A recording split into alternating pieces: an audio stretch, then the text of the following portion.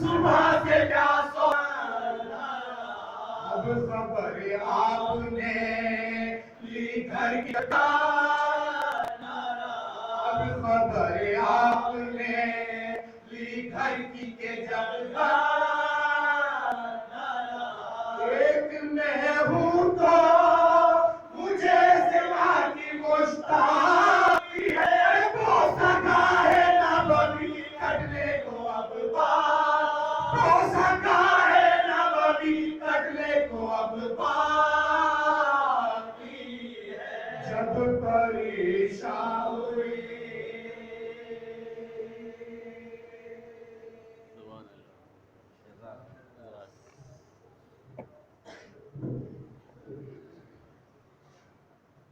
یہ تھے محترم جناب انجم جعفری اور ہم نوا جنہوں نے اپنی سود و سلام سے اس مجلس کو یقیناً غنی بنا دیا. آئیے میں کیونکہ مجلس پر بہت زیادہ وقت نہیں ہے، میں انتظار بھائی کے لیے بس دو چار شعر بس پڑھنا، بہت وقت نہیں ہے اور دو ایک لوگ ہیں اس کے بعد پھر ممبر مولانا کے حوالے کر دیا جائے گا. آواز بلند سلوات اللہم صلی اللہ محمد و آل محمد. مومن کرام، صدیوں پرانی روایت ہے ہمارے یہاں جب بھی کوئی محفل یا مجلس ہو اس کا آغاز ذکر اہل بیت سے کرتے ہیں. یقیناً غم سید الشہداء ہم سب کے زخموں کا معلوم ہے، اس لیے ہم عوام الناس کو فرش عطا بچھا کر مدعو کرتے ہیں کہ اس مرہم سے کوئی محروم نہ رہ جائے. چند اشعار حضرت امام حسین علیہ مقام کی مناسبت سے آپ کی خدمت میں پیش ہے. کشتی دین پار لگائی حسین نے، کشتی دین پار لگائی حسین نے، کل انبیاء کی لاج بچائی حسین نے، جو بھی تھا پاس دین پہ قربان کر دیا، جو بھی تھا پاس دین پہ قربان کر دیا. دولت وہ کربلا میں لٹائی حسین نے، صحرا میں ان کا قافلہ پیاسا ہی رہ گیا، اور دشمنوں کی پیاس بجھائی حسین نے. دنیا و آخرت میں بھی آزاد ہو گیا، دنیا و آخرت میں بھی آزاد ہو گیا. ایسی نجات حر کو دلائی حسین نے، ایسی نجات حر کو دلائی حسین نے. راہب لگے تھے لوٹنے مایوس ہو کے جب، راہب لگے تھے لوٹنے مایوس ہو کے جب، بیٹوں کی ایک قطار لگائی حسین نے، بیٹوں کی ایک قطار لگائی حسین نے. توشے ہوا پہ پطرس کہتا تھا بار بار، کہتا ہوا چلا پطرس دوشے ہوا پہ پطرس یہ کہتا ہوا چلا، پرواز چھن چکی تھی دلائی حسین نے، کشتی دین پار لگائی حسین نے. سبحان اللہ بھائی بہت سبحان بہت شکریہ. میں علی امام جناب علی امام نوغانوی سے گزارش کروں گا بس دو چار بس، کیونکہ ہم خود ہی وقت نہیں لے رہے بالکل، تاکہ وقت ہو گیا ہے. آواز بلند سلوات. اللہم صلی اللہ محمد و آل محمد.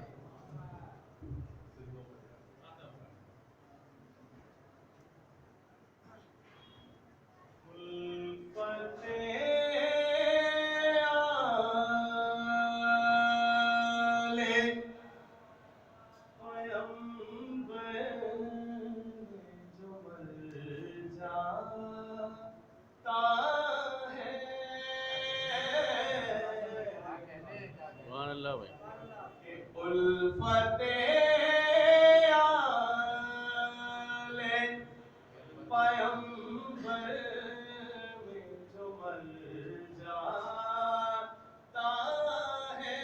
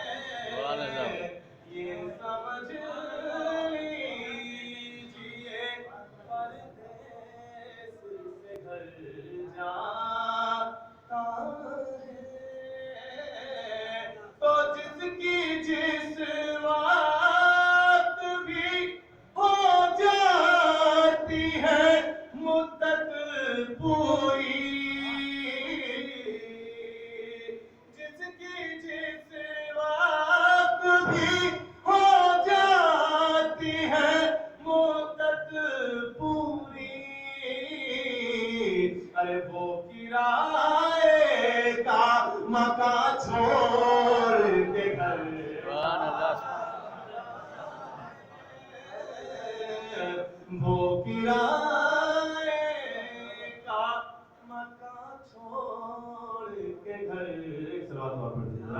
اللهم صل على محمد وآل محمد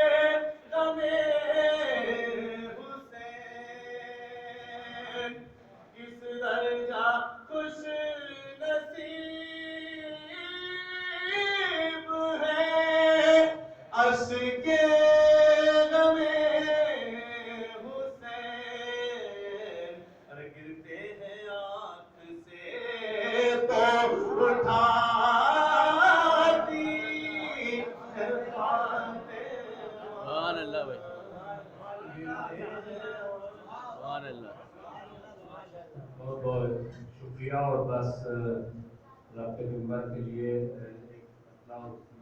ایک شعر اس کے بعد میں دعوت دوں گا کہ ہر گھڑی موت کی آغوش میں ہم رہتے ہیں. ہر گھڑی موت کی آغوش میں ہم رہتے ہیں. یا علی کہتے ہیں اور آگے قدم رکھتے ہیں. یا علی کہتے ہیں اور آگے قدم رکھتے ہیں. ہم حسینی ہیں, یزیدوں سے کہاں ڈرتے ہیں. ہم حسینی ہیں, یزیدوں سے کہاں ڈرتے ہیں.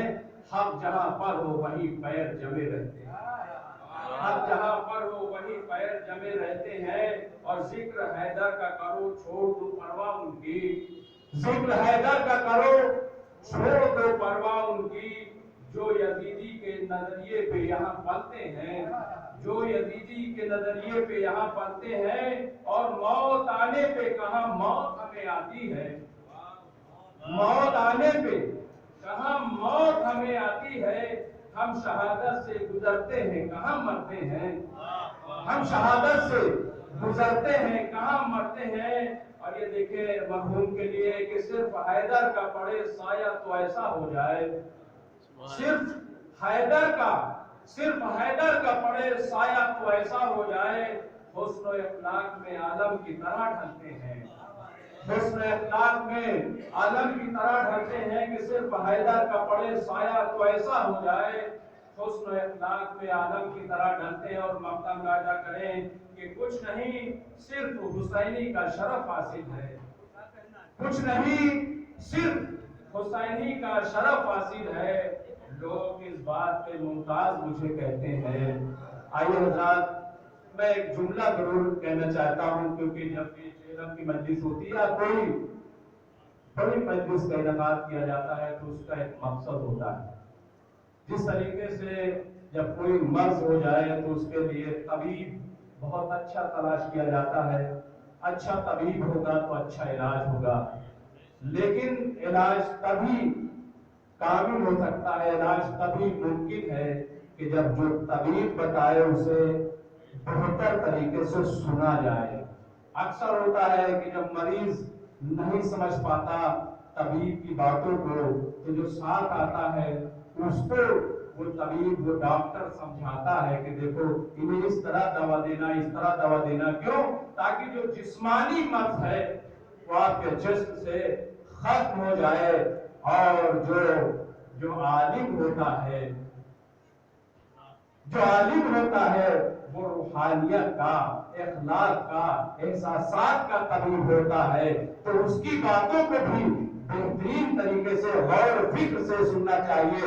اور اگر کوئی نہ سمجھ پائے تو جو بغل میں بیٹھا ہے اس کی ذمہ داری ہے کہ اسے وہ بتائے کہ یہ جو عالم ہے یہ ہمیں کیا کہتا ہے، تبھی ہماری یہ مجلس کامیاب ہوگی۔ بس اسی جملے کے ساتھ میں بہت ادب و احترام کے ساتھ، کیونکہ بہت بڑے عالم دین ہیں، نہ صرف ہندوستان میں بلکہ بین الاقوامی سطح پر آپ کی شہرت ہے، اور اسی لیے ہے کیونکہ یہ طبیب بہت اچھے ہیں، قوم کے طبیب بہت اچھے ہیں، اخلاق کے، روحانیت کے۔ تو میں دعوت دے رہا ہوں حجت الاسلام عالی جناب مولانا قاضی سید محمد عسکری صاحب کو تشریف لائیں اور مجلس کو خطاب کریں۔ مولانا محمد صلوات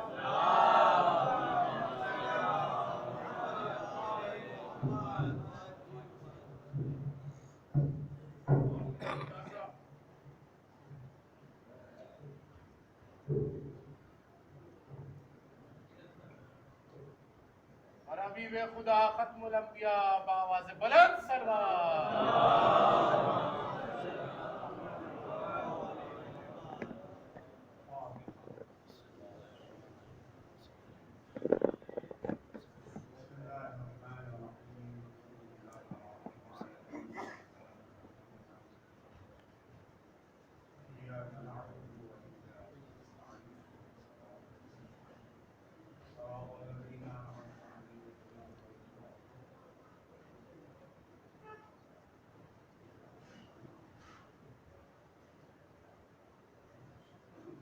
لا حول ولا قوة إلا بالله العلي العظيم۔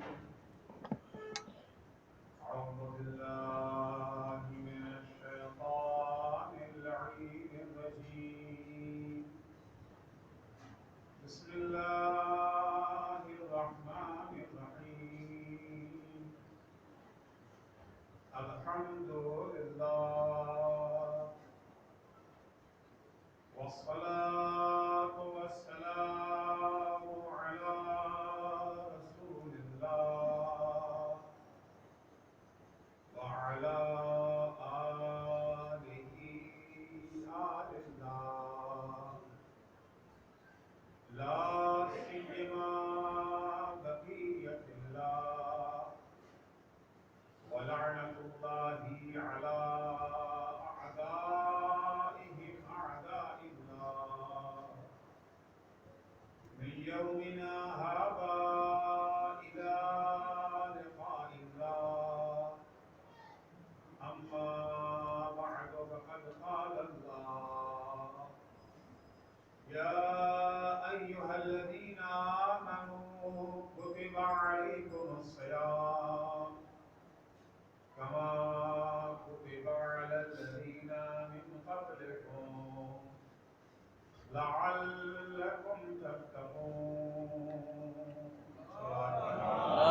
اللهم صل على محمد وآل محمد۔ پہلے کی علیحدہ خدمت میں پیش کروں درخواست ہے تو ایک فاتحہ کی مرحوم کے سارے سوال کے جناب حیدر عالم کے ابن جناب حمزہ صاحب۔ بسم اللہ الرحمن الرحیم، الحمد للہ رب العالمین الرحمن الرحیم، إياك نعبد وإياك نستعين، اهدنا الصراط المستقيم، صراط الذين أنعمت عليهم غير المغضوب عليهم ولا الضالين۔ بسم الله الرحمن الرحيم، قل هو الله أحد الله الصمد لم يلد ولم يولد ولم يكن له كفوا أحد۔ بسم الله الرحمن الرحيم، قل هو الله أحد الله الصمد لم يلد ولم يولد ولم يكن له كفوا أحد۔ بسم الله الرحمن الرحيم، قل هو الله أحد الله الصمد لم يلد ولم يولد ولم يكن له كفوا أحد۔ اللهم صل على محمد۔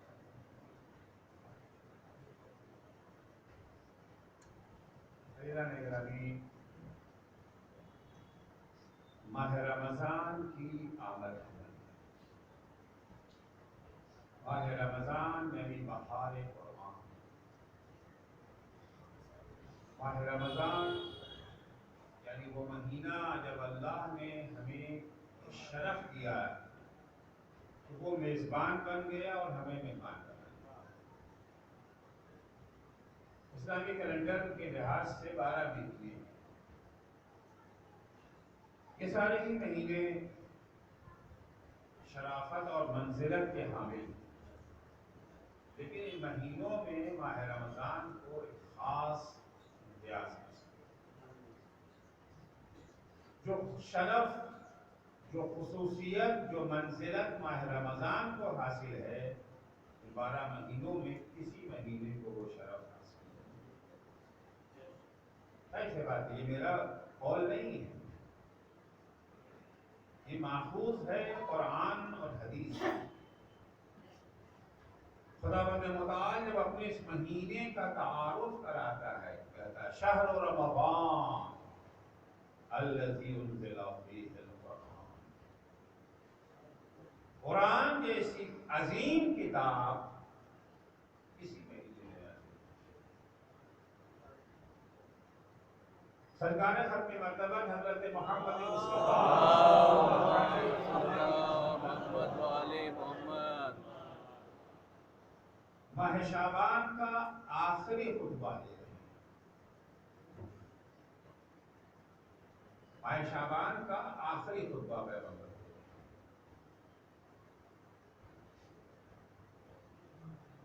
خطبے میں پیغمبر اکرم مومنین کو ہوشیار کرتے ہیں، آگاہ کرتے ہیں. دیکھو رمضان کا مہینہ آ رہا ہے. مہینہ تو شعبان کا بھی آیا تھا، مہینہ تو رجب کا بھی آیا تھا. کسی اور مہینے کے بارے میں حضور اکرم نے متنبہ نہیں کیا. یا ایھا الناس قد اقبل الیکم شہر اللہ، یعنی کہ قد اقبل الیکم شہر رمضان، ہماری طرف اللہ کا مہینہ آ رہا ہے. یہ مہینہ نعمتوں سے بھرا ہوا مہینہ ہے، بالبرکت والرحمت والمغفرہ. یہ مہینہ اپنے ہمراہ 3 تحفے لے کر کے آ رہا ہے. مسافر آ رہا ہے نا آپ کے گھر، مہمان آ رہا ہے. مہمان خالی ہاتھ تھوڑی آتا ہے، اپنی حیثیت کے مطابق کچھ نہ کچھ لے کے آتا ہے، جیسی جس کی حیثیت. اللہ کا مہینہ آ رہا ہے، یہ خالی ہاتھ تھوڑی آئے گا. یہ وہ مہمان نہیں ہے جو ہمارے اوپر بوجھ بن جائے. یہ وہ مہمان ہے جو ہمارا بوجھ بٹانے آ رہا ہے، اٹھانے آ رہا ہے.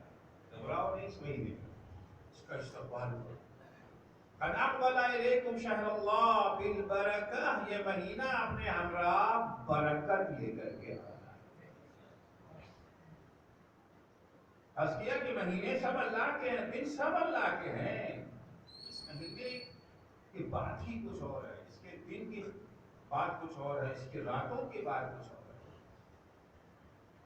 ہر دن اگر آپ قرآن مجید کی ایک آیت پڑھیں گے تو ایک آیت کا ثواب ملے گا. ایک پارہ پڑھیں گے ایک پارے کا ثواب. پورا قرآن ختم کریں گے پورے قرآن کا ثواب. لیکن یہ وہ مہینہ ہے، اس مہینے میں اگر ایک آیت پڑھیں گے تو پورے قرآن کا ثواب ملے گا. اتنی برکت والا مہینہ ہے. اس مہینے میں اللہ نے ایک ایسی رات ہمیں عطا کی ہے کہ جس رات کا کوئی رات مقابلہ ہی نہیں کر سکتے. رات تو دور کی بات ہے، کوئی مہینہ اس رات کا مقابلہ نہیں کر سکتا. یہ وہ رات ہے جو 1000 مہینوں کے برابر نہیں، 1000 مہینوں سے بہتر ہے. خیر من 1000 شہر. کیا برکت ہے اس کی. عام دنوں میں آپ نماز پڑھیں گے تو عبادت کا ثواب ملے گا، روزہ رکھیں گے تو عبادت کا ثواب ملے گا، مجلس پڑھیں گے تو عبادت کا ثواب، مجلس سنیں گے تو عبادت دینے کے کچھ کرنا پڑتا ہے، عبادت کا ثواب لینے کے لیے کچھ کرنا ہے۔ یہ وہ مہینہ ہے کہ نومکم فیہ عبادہ، اس مہینے میں اگر تم سوئے بھی رہ گئے تو عبادت ہے۔ سونا بھی ہے، بتا یاد رکھیے گا، سونا عبادت نہیں ہے، سونا بھی عبادت۔ یہ نہ ہو کہ سحر کھانے کے بعد جو سوئے تو مغرب کے وقت جا کر کے فلسفہ یہ روزہ ہی ختم ہو جاتا ہے۔ پاک ممالک میں روزے پر پابندی لگ گئی تھی، روزے سے معیشت کو نقصان پہنچتا ہے۔ تیونس مسلمان ملک ہے، 95% سے زیادہ وہاں مسلم آبادی ہے۔ تونسیا میں روزے پر پابندی لگا دی گئی تھی، جب حبیب بورقیبہ وہاں کے صدر تھے، انہوں نے پابندی لگا دی کہ روزہ سبب بنتا ہے معیشت کے بچھڑ جانے کا، معیشت کے خراب ہو جانے کا۔ تعجب ہوگا نا کہ ایسے کیسے ہو گیا؟ کیونکہ وہ روزہ نہیں رہ گیا تھا، وہ روزہ جو اسلام چاہتا ہے، جس کے لیے اسلام نے روزے کو فرض کیا۔ آج بھی اربوں میں دستور ہے اور وہاں پر بہت زیادہ اس کا رات بھر مسلمان جاگتا تھا، مختلف قہوہ خانوں میں بیٹھا ہوا، حقہ چل رہا ہے، بنا چل رہا ہے، کھاتے جا رہے ہیں، کھاتے جا رہے ہیں، پیتے جا رہے ہیں، ادھر صبح کی نماز پڑھی اور سو گئے۔ تو مغرب کے قریب اٹھ کر کے سورج ڈوبنے سے پہلے تو اثر پڑھ لیا، وہ جو نمازی ہیں ان کی بات نہیں پڑھتے تو نہیں پڑھتے۔ ظاہر سی بات ہے کہ جہاں 95% مسلم آبادی ہے، یہ والا روزہ رکھا جائے گا تو معیشت کہاں جائے گی، کارخانے کدھر جائے گی؟ سونا بھی یہ بات ہے، کسی مجبوری کی بنا پہ اگر آپ سو گئے تو سونا بھی عبادت ہے۔ وَأَنفَاسُكُمْ فِيهِ تَسْبِيحٌ، اس مہینے میں سانس لینا بھی تسبیح کا حکم رکھا ہے۔ کتنی برکت چاہیے آپ کو؟ تو یہ مہینہ وہ ہے جس کا ایک ایک سیکنڈ قیمتی ہے، ایک ایک سیکنڈ قیمتی ہے، ہر سیکنڈ کے اوپر آپ جنت کما سکتے ہیں۔ اللہ نے اس مہینے میں روزہ فرض کیا، یا ایھا الذین آمنوا کتب علیکم الصیام، اے صاحبان ایمان اس مہینے میں تمہارے اوپر روزہ واجب کیا گیا ہے، کما کتب علی الذین من قبلکم، البتہ تم کو یہ انوکھے نہیں کہ تم پہ روزہ فرض کیا گیا، اس سے پہلے کے قوموں پر بھی روزہ فرض کیا گیا تھا۔ اب سوال یہ ہے کہ یہ روزہ اللہ نے کس لیے فرض کیا؟ دیکھیں ہم جو کام انجام دیتے ہیں تو ہمارے کام دو طرح کے ہوتے ہیں، کچھ تو بامقصد ہوتے ہیں، کچھ بے مقصد۔ اگر ہم نے پوچھا جائے آپ کیا کر رہے ہیں تو نہیں، کچھ نہیں، یوں ہی ہوتا ہے نا، یوں ہی کر رہے ہیں، کمر بیٹھے پڑے جا رہے ہیں ہاتھ میں لیے ہوئے، پھول کی پکھڑیاں جو ہے دوسرے سے بوچھ رہے ہیں، کیا کر رہے ہیں؟ کیوں؟ جواب کیا ہوگا؟ یوں ہی۔ تو ہمارے کچھ کام بامقصد ہوتے ہیں، کچھ کام لاغ و عبث بیہودہ ہوتے ہوئے مقصد ہوتے ہیں، لیکن پروردگار کا کوئی کام، کوئی عمل، کوئی حکم، کوئی فرمان یوں ہی نہیں ہوتا۔ اس کے ہر فرمان کے پیچھے، ہر حکم کے پیچھے ایک مصلحت نہاں ہے، اور وہ مصلحت بھی، اس کا فائدہ اسے نہیں ملتا۔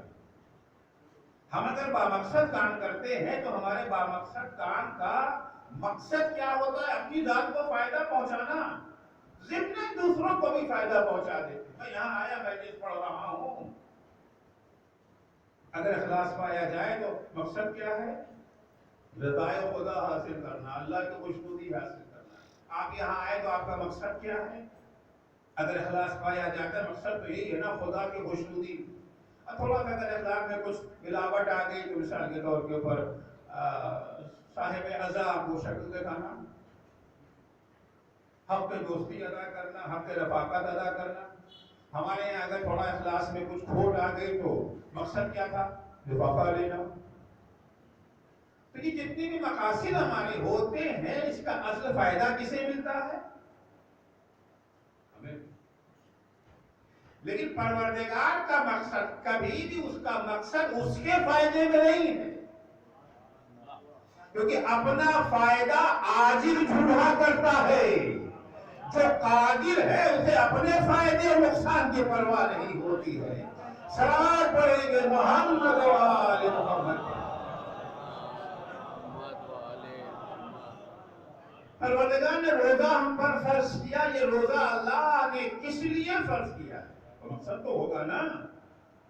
کل عرض کیا کہ کوئی کام اس کا عبث بےہودہ نہیں ہے، کوئی حکم یوں ہی نہیں ہے۔ تو یہ بیٹھے بیٹھے بات آئی، زمیندار صاحب ہے، بڑے آدمی ہیں، ان کو حکم دیتے ہی رہتے ہیں، حکم دینا ان کی عادت ہے، باقی سے ثابت ہو کہ بڑے آدمی ہیں۔ اللہ جل شانہ کے ہم یہ نہیں ہے، جو کام جو حکم دے رہا ہے اس کے پیچھے کوئی مقصد نہا ہے، اور پروردگار کا وہ مقصد اس کے اپنے فائدے کے لیے نہیں ہے۔ لیکن دنیا میں جتنے بھی حکم دینے والے ہیں، آرڈر دینے والے، جب وہ حکم دیتے ہیں، جب وہ آرڈر دیتے ہیں، اگر ان کے آرڈر کو فالو کر لیا جائے، ان کے حکم کی اطاعت کر لی جائے، تو تھوڑا سا فائدہ شاید انہیں ملے جو ان کے حکم پر عمل کر رہے ہیں، لیکن اصلی فائدہ انہیں ملتا ہے جو حکم دے رہے ہیں۔ اگر ان کے حکم کی نافرمانی کر دی جائے تو جو نافرمانی کر رہے ہیں تھوڑا سا نقصان ان کو بھی ہوگا، لیکن اصلی نقصان جن کے حکم کی نافرمانی کی جا رہی ہے انہیں ہوگا۔ فرض کیجیے کارخانہ ہے، فیکٹری ہے، کارخانے میں مزدور 8 گھنٹہ جو ہے وہ ڈیوٹی دیتے تھے، 8 گھنٹہ کام دیتے تھے، کارخانہ 8 گھنٹہ کام کرتا تھا۔ اچانک کارخانے کے مالک کو ایک بڑا آرڈر مل گیا کہ وہ بڑے آرڈر کی تکمیل 8 گھنٹہ کام کر کے نہیں ہو سکتی تھی۔ کارخانے کے مالک نے مزدوروں سے کہا کہ آج کے بعد سے کام 12 گھنٹہ ہوگا، البتہ آپ کو 4 گھنٹے کا اوور ٹائم دیا جائے گا، آپ کو پیسہ دیا جائے گا اس کا، آج سے کام 12 گھنٹہ ہوگا۔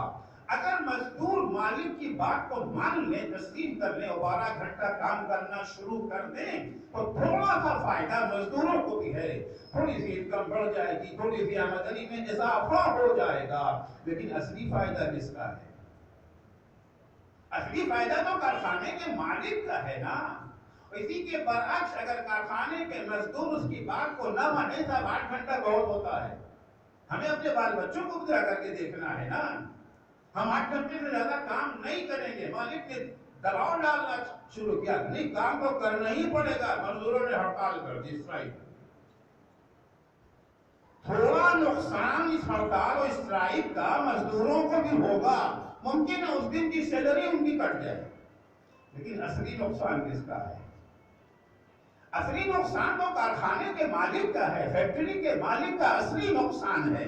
تو دنیا میں جتنے بھی آرڈر دینے والے ہیں، جتنے بھی حکم دینے والے ہیں، جتنے بھی فرمان دینے والے ہیں، اگر ان کی اطاعت کر لی جائے تو اطاعت کرنے والوں کا تھوڑا سا فائدہ ہے، اصلی فائدہ ہے فرمان دینے والوں کا۔ اگر نافرمانی کی جائے تو تھوڑا سا نقصان ہے نافرمانوں کا، لیکن اصلی نقصان ہے فرمان دینے والوں کا۔